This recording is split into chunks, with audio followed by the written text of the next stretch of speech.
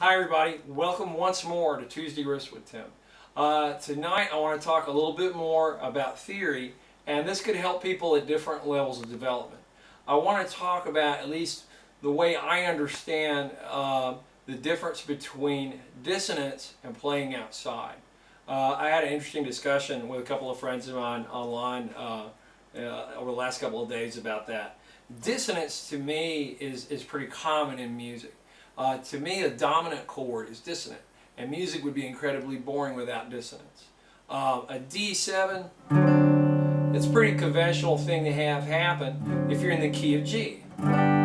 It's just the 5 chord for G. There's a G chord for you guys that can play bar chords. Happy Birthday relies heavily on dissonance. Without that 5 chord, with a dominant, it wouldn't work. It would be really boring. Happy birthday to you. Happy birthday to you. So that's dissonance. Dissonance is really not that big a deal. Now playing outside is something a little more advanced. It's something distinctly different to me than dissonance. Playing outside is when you're playing in key and then you step out of key and then maybe step back into key. Best example I can think of would be if you were jamming over a G dominant. Here's a good example. Here's a G7 chord. I'm going to play outside. I'm going to play, and I'll upload a tab of this. I'm going to play. Now that's in key with that chord.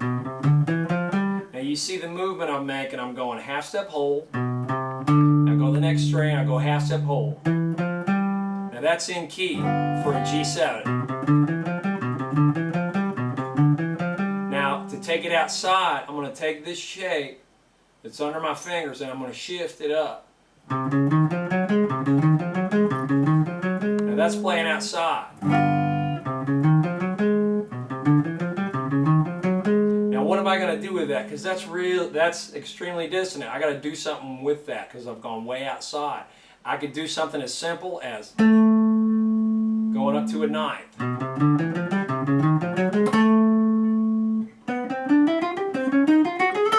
Now that's playing outside.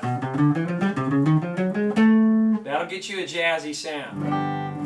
So that's playing outside. So that's what I understand to be the difference between dissonance and playing outside.